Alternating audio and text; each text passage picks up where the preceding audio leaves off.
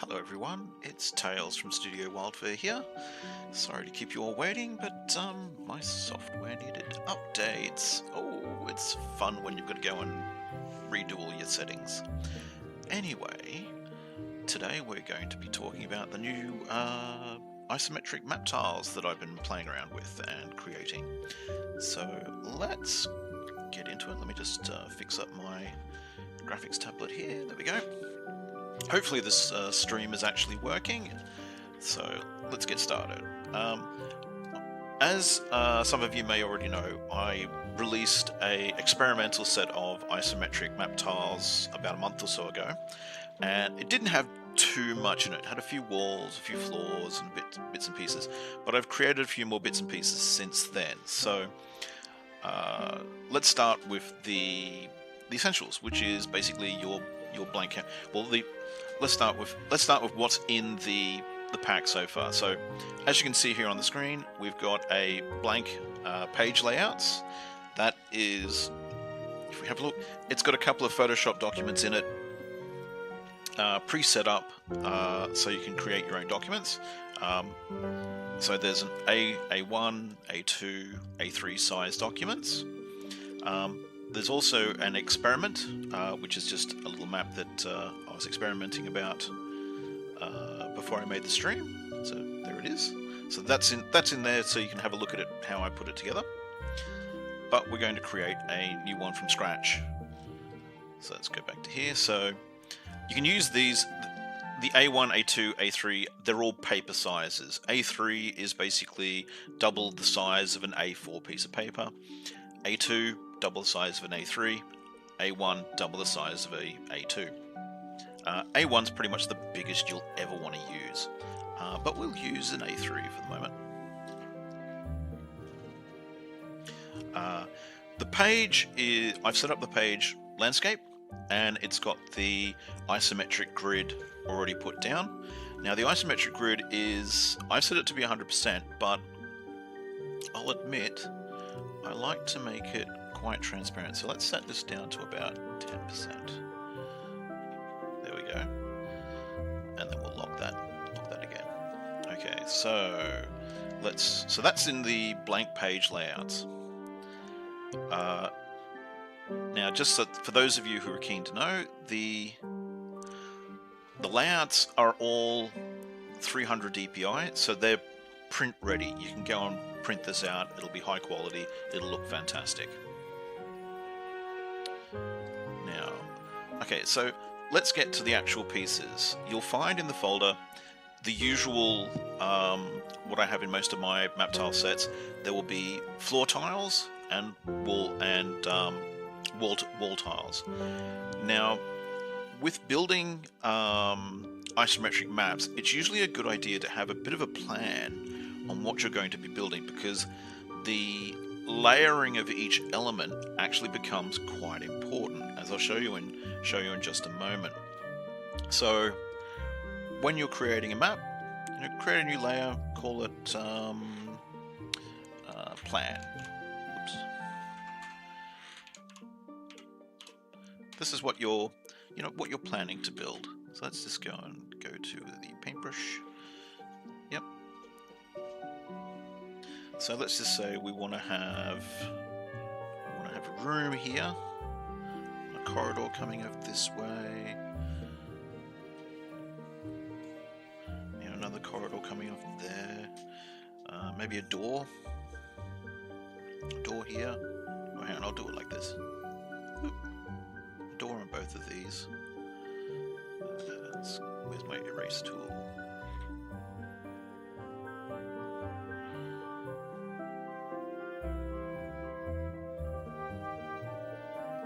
Why is that not erasing?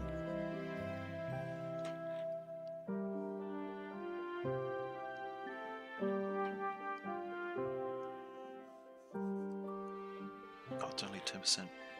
Duh. There we go. See what happens when you use your program for so many things and you forget what you've got it set to. Okay, so we've got a corridor coming up this way. Maybe we've got another room down here.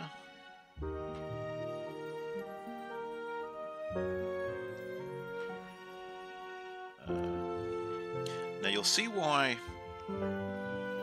Let's just say it sort of goes like this, and then maybe we'll have some stairs coming down here.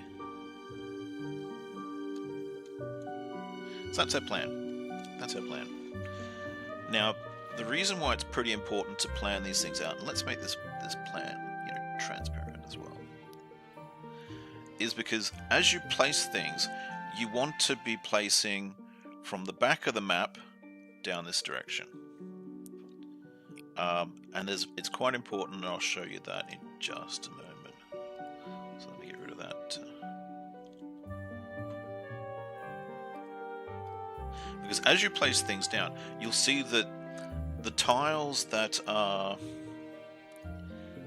So for example, this tile here, if I was to place something there, it's in front of this tile, which is behind it, and this one, and this one. So we want, in our layer structure over here, we want this one to be above this one, this one, and this one. So as we place our tiles, we're going to be starting from the back and coming forwards like that. So let's zoom in.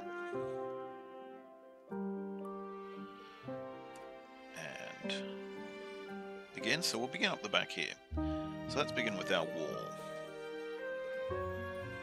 So as you can see, there are now a few more wall sections, and I plan to add a few more again. But let's start with this one. Now this one's also got a bit of floor in it as well. And we'll move this down so that we have our grid above it.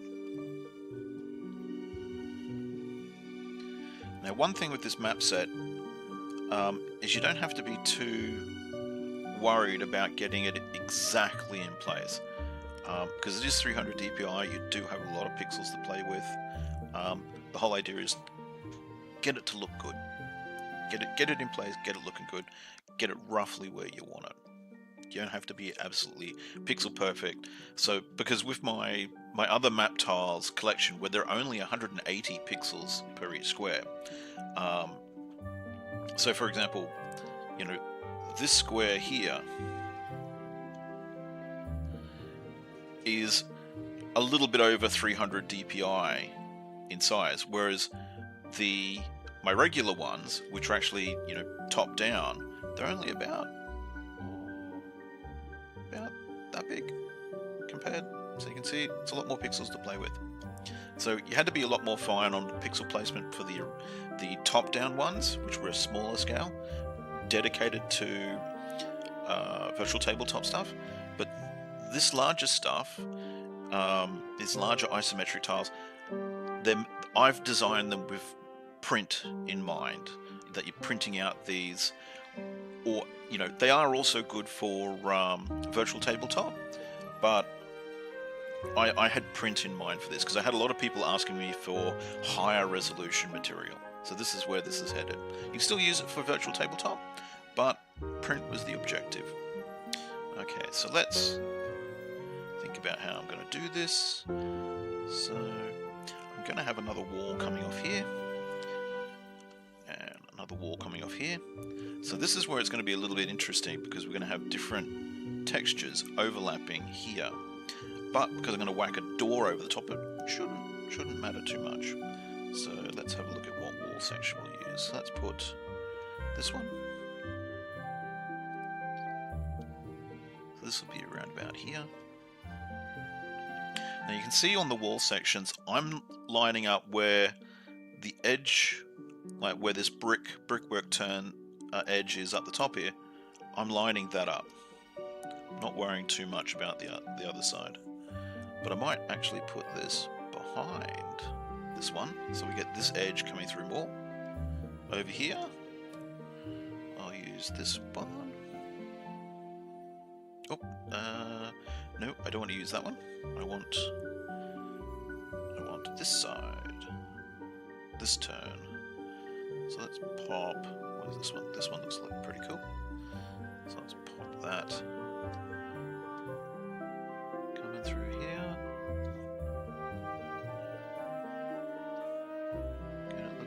it's right. There we go. Now as you can see, like, it's a little bit, some bits are a little bit weird, like there's an edge coming through here, but there's no edge there. It shouldn't matter because when we put a doorway in here, that'll cover that seam. Now we want to put the floor panels in. So let's go to our stone floor. Now as you can see, we've got more stone floor sections. So there's floor pieces with patterning on it. There's you know, different, like if you look at this one, it's got quite a raised texture. Ooh, we want this above this. Now this is where it comes in important. This is what I was talking about. You want to watch your layer ordering, and this is why we want to build from here down. Is that we can, as you can see, if I hold this one over the top of this, it doesn't look like that, right? But we want it to overlap when I put it in position, like that. Now that looks correct, doesn't it?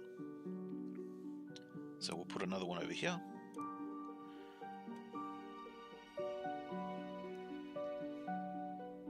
Get it in position. Looks about right. Now, because we've got these two, we want to put this one in. But I should probably go back and start putting in this side and this side, because that's above these. So let's use a big block.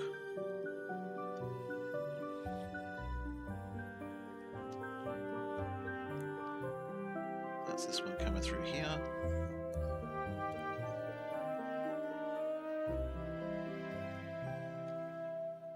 So this one coming in there. Now we want to jump back up to the top. Put in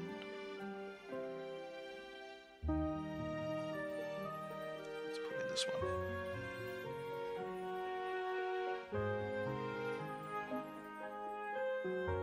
That goes there. So we want to do this one here.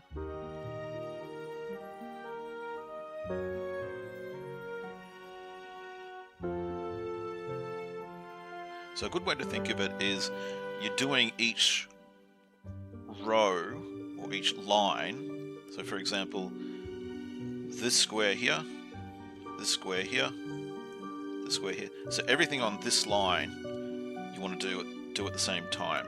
And then this one, this one, this one, everything on that line you want to do next.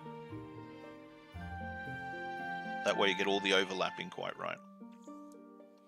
But sometimes, you know, you've just got to put the tiles down and then, you know, rearrange things. Because you might build one piece and then start building another piece.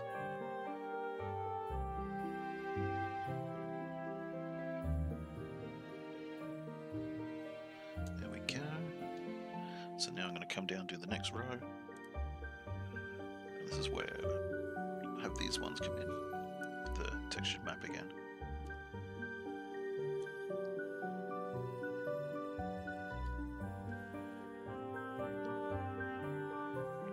And the program I'm building this in is Photoshop. You could use these in GIMP or I'm trying to remember the name of other graphics editing programs. Clip Studio, Psy, any program you like that can edit graphics, because all of the assets at the moment are, no, I don't want to use that one because that one, I didn't use that texture there. I want to use one of these bricks, that one. So there we go.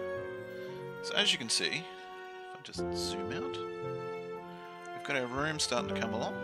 We've got, you know, the start of a hallway coming through. We've got the walls coming in. So I would put another wall here. Now, where you start to have overlaps, it sort of comes down to how you want to handle it. If I just use this one here. Because if we put this wall here, you see it's overlapping this bit of corridor. And it's overlapping this, so I'll need to figure out where that is, but let's just get this in position first. So it belongs about there. So where is this tile? So this belongs about there. There we go. So it's underneath that. Now, because we've got a wall coming through, a walkway coming through here, a simple way of doing it is just give it a mask and fade it. Oops. So it's just a bit of experimentation on working out how you want to do it.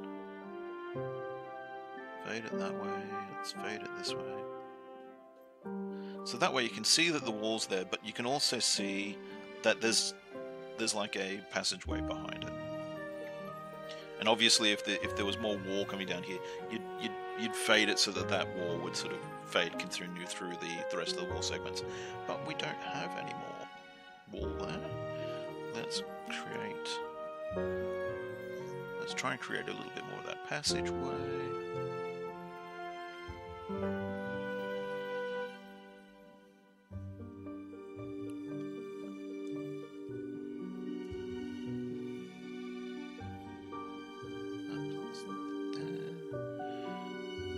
This needs to go underneath there. So as I said, like you'll get used to the ordering of the layers, because you want to have, so again, this one's over the top of it, so I want to put this underneath it. There we go. So that could be our passageway there. Oops, let's get it right. There we go. And then put a bit of extra wall.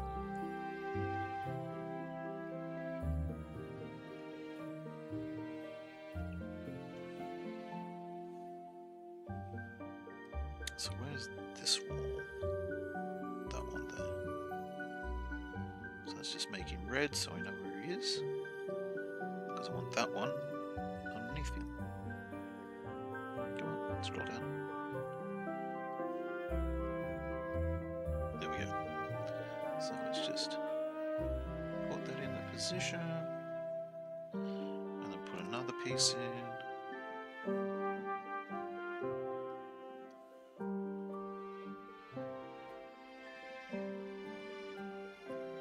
Once again, he wants to be underneath that edge. Okay. He's over a bit too far.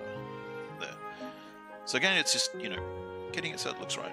That's all you're concerned about, is that you just want it to look the way you want it to look. So there we go. We can see that we've got a passageway coming through there, and we've got a bit of this wall so that we know that this room's got wall to it. And we can do the same thing here.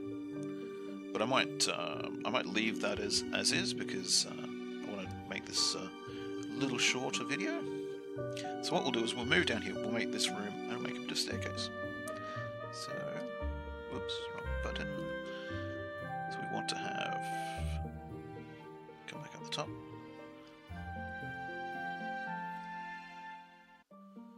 So what we'll do is we'll put the wall tiles in. Start over here with this one.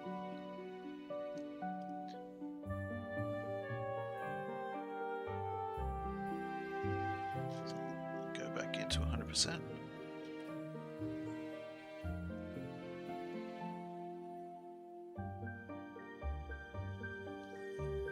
Now this is why I have these guidelines quite transparent, that this is only 10%, because they're just there as a guide. So I'll build the wall first.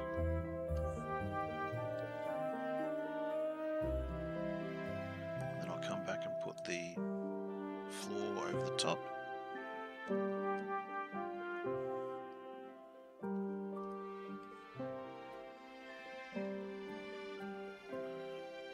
There we go. So there's the wall.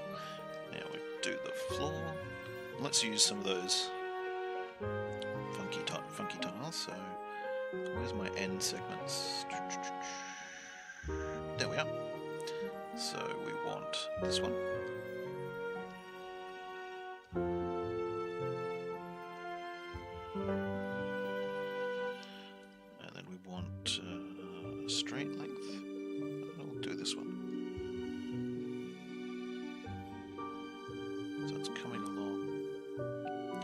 turn.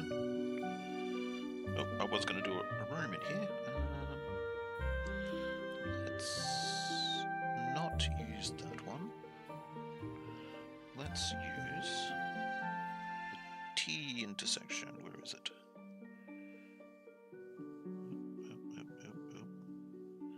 I want that one.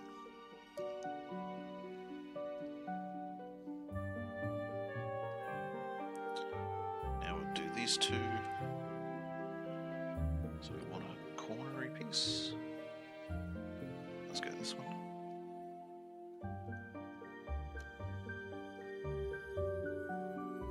That's there. Then we want another cornery piece on the other side, that one.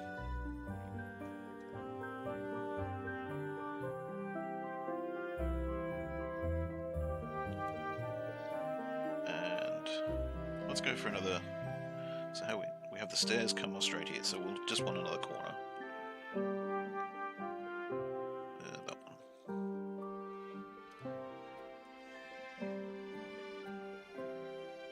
There we go. So that's that little room there. Again, we could put in another. Actually, I'll put it in so we can see how we do it. Like, I'm still experimenting with how these all go together.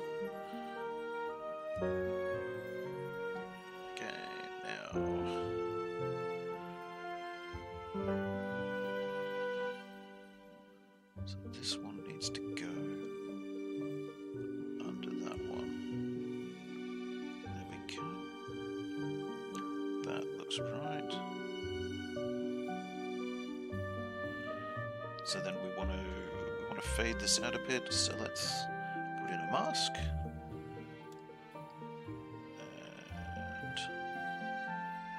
put in a bit of fade there.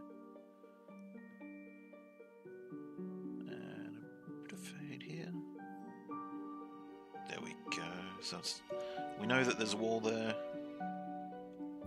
Oops, wrong way. Bit on screen. There we go. So we know there's a wall there. We do see a bit of exterior. So if we're role playing through, we can see our model comes through. There are some programs that are really interesting. There's an isometric map program made by, I'm trying to remember the fellow's name. Grapefruit might be. I'll have to put it in the description. This would be really good to use on that because it can actually fade out when you've got a model that comes along. You can actually fade out the walls when the model is behind it. Really cool.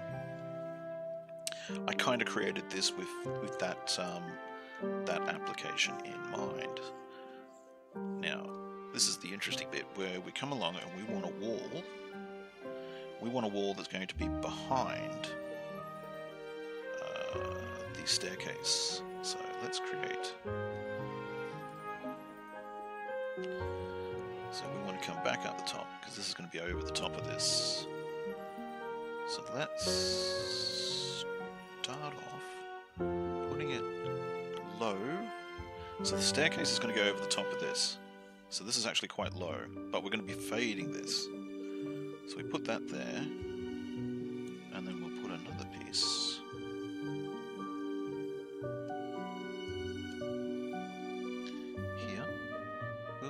Let's put it in line.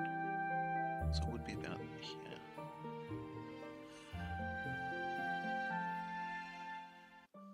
Good, come on, move. There we go. So, because I want a fade that's going to cover both of these, I'll group them, put a mask on the top. Then we'll do a fade coming this way, and a fade coming down there. There we go. Now,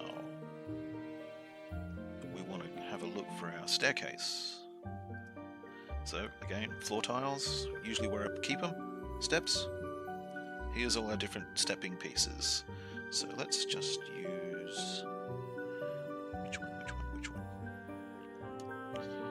Let's just use these.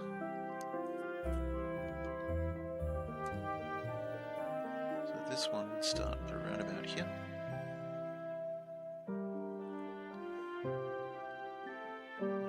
Going. So we can put another one in.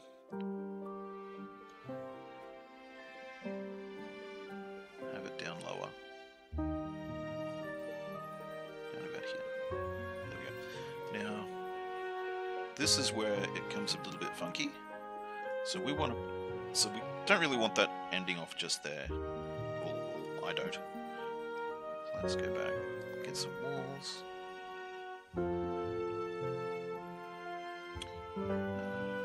Get that one.